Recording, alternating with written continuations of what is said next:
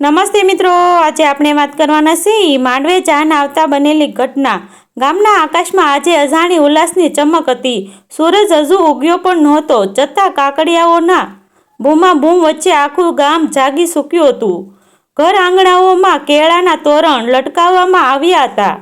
લીલા પીળા રંગના કપડાં હળવે પવનમાં લહેરાતા હતા અને ઘરના મધ્યમાં બાંધેલો માંડવો જાણે કોઈ ચપનાની જેમ ઝળહળતો હતો। આજે મંગલલાલ પટેલની દીકરીનું લગ્ન હતું। એકમાત્ર દીકરી, ઘરની લાડકી, પિતાની આંખોનું પીપુલ અને માતાની શ્વાસમાં વસેલું નામ કાજલ। મગનલાલ આખી જિંદગી ખેતી કરીને, કાસા હાથોથી પાક ઉગાડીને, પસીનો વહાવીને દીકરી માટે આજનો દિવસ જોયો હતો। ગામમાં ઇજ્જતદાર માણસ કોઈના સામે આંખ ઊંચી ન કરે, પણ પોતાના પરિવાર માટે કોઈ કસર ન છોડે। દીકરીને ભણાવી, સંસ્કારમાં ઉછેરી અને આજે સારા ઘરનો સારો છોકરો જોઈને લગ્ન નક્કી કર્યા હતા। બધું જ ઠીક હતું। કુંડળી મળી ગઈ, સંબંધો ખુશ, સમાજ પ્રસન્ન। બસ દીકરાના મોં પર છેલ્લા કેટલાક દિવસોથી દેખાતી અજીબ ઉદાસી મગનલાલને ક્યારેક ખટકતી હતી, પણ જેણે તેને લગ્નની ધબડહટ સમજીને અવગણાવી દીધી હતી। સવારે 7 વાગ્યા, ઘરમાં મંગલ ગીતો ગુંજવા લાગ્યા। સ્ત્રીઓ તાળી પાડી ગાતી હતી, ઢોલકના તાલે આંગળીઓ નાચતી હતી। કાજલને ઓરડામાં તૈયાર કરવામાં રહી હતી। મોં પર હળવો મેકઅપ, આંખોમાં કાજલ અને હોઠ પર બેસતું નહીં એવું હળવું સ્મિત। માતા વારવાર પૂછતી, બેટા બધું ઠીક છે ને? કાજલ ફક્ત માથું હલાવી દેતી, શબ્દ બહાર આવતા જ નહોતા। જાન આવવાની ઘડી નજીક આવી રહી હતી। બહાર ફટાકડા ફૂટવા લાગ્યા, બેન્ડની ધૂમ દૂરથી સંભળાય। મગનલાલે સફેદ ધોતિયું, સ્ટીકની ચાદર અને માથે ભેટો બાંધી લીધો। ગામના લોકો અભિનંદન આપવા લાગ્યા। કોઈએ કહ્યું, ભાઈ દીકરી તો સોના જેવી છે। મગનલાલના છાતીમાં ગર્વ છલકાયો, પણ એ જ સમયે અજાણ્યો ભય પણ હળવો સ્પર્શ કરી ગયો। જાન ગામના પાદરે આવી પહોંચી। ઘોડા પર બેઠેલો દુલ્હો, આસપાસ નાચતા મિત્રો અને બેન્ડના અવાજે આખું ગામ ધબકતું હતું। જાનનું સ્વાગત થવાનું હતું। માતાએ દીકરીને બોલાવવા એક સ્ત્રીને અંદર મોકલી, પરંતુ થોડા પળોમાં એ સ્ત્રીનો ચહેરો ફિક્કો પડી ગયો। તેણે ધીમા અવાજે કહ્યું, બેન, કાજલ ઓરડામાં નથી। શરૂઆતમાં કોઈએ ગંભીરતાથી લીધું નહીં, વિચાર્યું હશે કે બાથરૂમમાં ગઈ હશે કે કોઈ સખી સાથે હશે। બીજી સ્ત્રી ગઈ, પછી ત્રીજી। ઓરડાનું બારણું ખુલ્યું, અંદર પથારી ગોઠવેલી, કપડાં રાખેલા, પણ કાજલ નહોતી। બારી ખુલ્લી હતી, પવન સાથે પડદો લહેરાતો રહ્યો હતો અને એ જ પવન સાથે ઘરમાં અશાંતિ ઘૂસી આવી। માતાના હાથમાંથી થાળી પડી ગઈ, આંખોમાં અશ્રુ આવી ગયા। મારી દીકરી ક્યાં ગઈ? એકાએક વાત ફેલાઈ ગઈ। મગનલાલ સુધી સમાચાર પહોંચ્યા તે પહેલાં તો હસી પડ્યો। અરે, આવી વાતો ન કરો, જાન ઊભી છે। પણ જ્યારે પોતે અંદર ગયો અને ખાલી ઓરડો જોયો, ત્યારે તેના પગ નીચે જમીન ચરકી ગઈ। કોઈએ જોયું કે કાજલની અલમારીમાંથી થોડા કપડાં ગાયબ હતા, મોબાઈલ પણ નહોતો। ત્યારે હકીકત વીજળી સમી પડી, દીકરી ભાગી ગઈ હતી, તે પણ લગ્નના દિવસે। ઘરમાં શોર મચી ગયો, કોઈ રડતું, કોઈ શીશો પાડતું। બહાર જાન ઊભી હતી અને અંદર ઘરનું માન સન્માન તૂટતું હતું।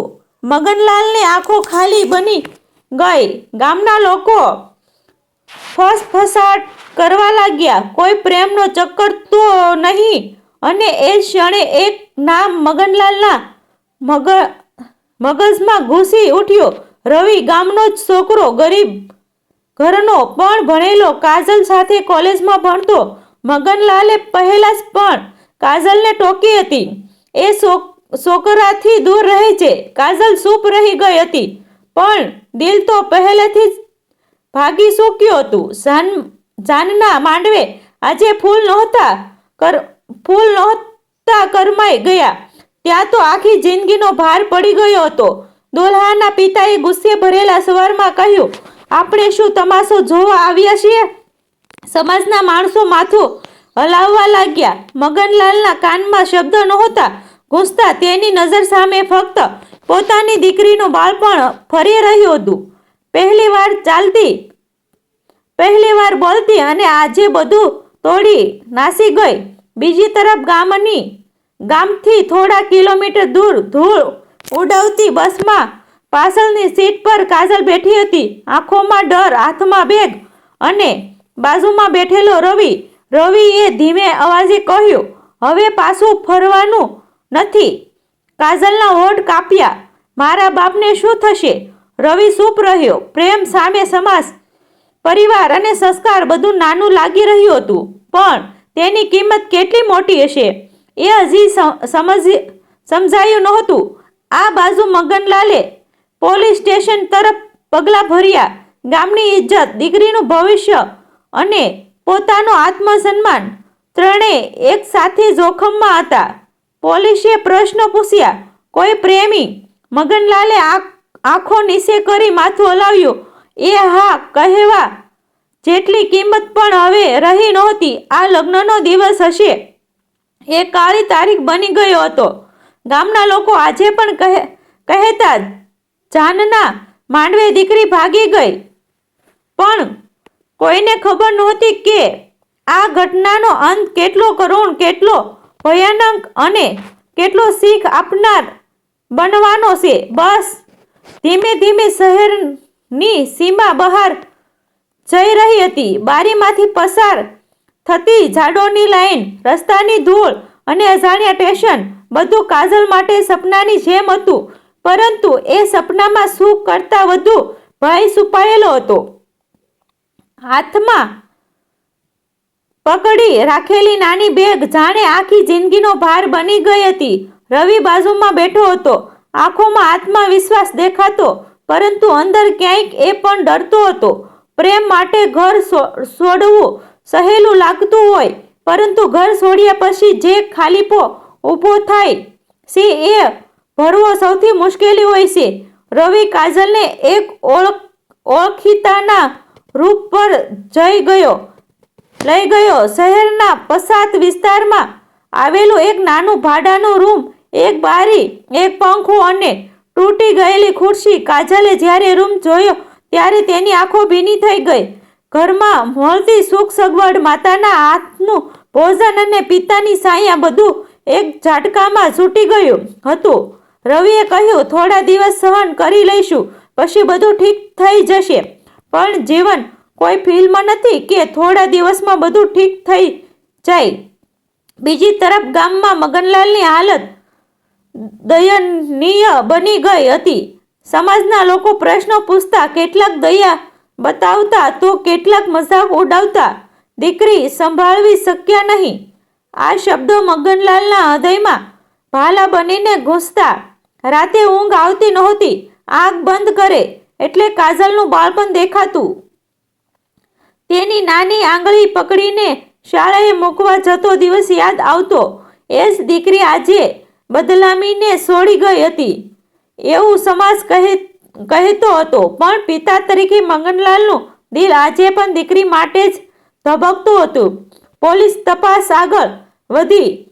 મોબાઈલના રેકોર્ડ, બસ સ્ટેશનની માહિતી અને ઓળખીતાઓના વિદેશ દંડની નિવેદનથી 2 દિવસોમાં જ ખબર પડી ગઈ કે કાજલ રવિ સાથે શહેરમાં છે. મગનલાલે જાણ કરવામાં આવી. પોલીસ સાથે જવા કહ્યું. એ સાંભળતા જ મગનલાલના પગ લથડી ગયા. દીકરીને પરત લાવવી હતી, પણ એ દ્રશ્ય કલ્પના જ છાતીમાં દુખાવો થતો. દીકરી સામે શું કહેશે? કોઈ નજરે જોશે? શહેરના એ નાનકડા રૂમ પર પોલીસ પહોંચી. દરવાજો ખખડાવ્યો. રવિએ દરવાજો ખોલ્યો. સામે પોલીસ અને પાછળ મગનલાલને જોઈને કાજલ જમીન પર બેસી ગઈ. આંખોમાંથી આંસુ વહેવા લાગ્યા. બાપા, એ એક શબ્દે મગનલાલનું હૃદય ફાટી ગયું. તે કંઈ બોલ્યો ન શક્યો. દીકરીને ગળે લગાવવાની ઈચ્છા હતી, પણ સમાજની દિવાલ વચ્ચે આવી ગઈ હતી. પોલીસે સમજાવ્યું, કાજલ પુખ્ત હતી.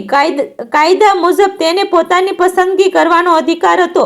મગનલાલ કાયદાથી હારી ગયો, પણ પિતાનું દિલ તો પહેલેથી જ હારેલું હતું. રવિએ હાથ જોડીને કહ્યું, કાકા, હું કાજલને ખુશ રાખીશ. મગનલાલે આંખ ઊંચી કરીને જોયું. એ નજરમાં ગુસ્સો નહોતો, અપમાન નહોતું, ફક્ત ઊંડો દુઃખ અને થાક હતો. તેને ધીમે અવાજે કહ્યું, ખુશ ફક્ત પ્રેમથી નથી મળતી, જવાબદારીથી મળે છે. કાજલ રવિ સાથે જ રહેવાનો નિર્ણય કરે છે. મગનલાલ ભારે હૃદય ગામ પરત ફરે છે. ગામના લોકો રાહ જોઈ રહ્યા હતા. કોઈને મસાલો જોઈએ હતો, કોઈને કહાની. મગનલાલ કોઈને જવાબ આપતો નથી. ઘર બંધ કરી દે છે. માતા દીકરીના ઓરડામાં બેસીને રડે છે. કાજલની સુડીઓ, કપડાં અને સ્કૂલના પ્રમાણપત્રો આજે પણ ત્યાં જ પડ્યા છે. જાણે દીકરી પાસે આવશે તેવી આશા રાખીને સમય પસાર થાય છે.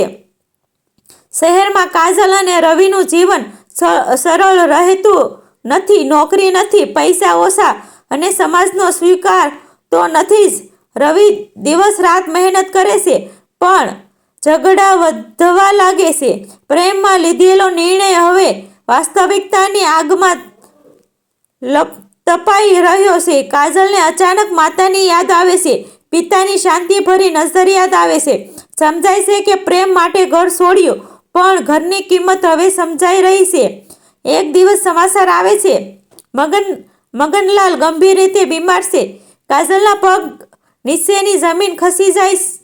તે દોડીને ગામ પહોંચે છે. ઘરનું દરવાજો ખોલે છે. અંદર સૂતો છે એ જ પિતા, જે ક્યારે દીકરી પર ગુસ્સે પણ ઊંચો અવાજ નહોતો કર્યો. કાજલ પલંગ પાસે બેસી જાય છે. આંસુઓ રોકાઈ શકતા નથી. બાપા, માફ કરી દો. મગનલાલ ધીમે આંખ ખોલે છે. દીકરીને જોઈને હળવું સ્મિત આવે છે.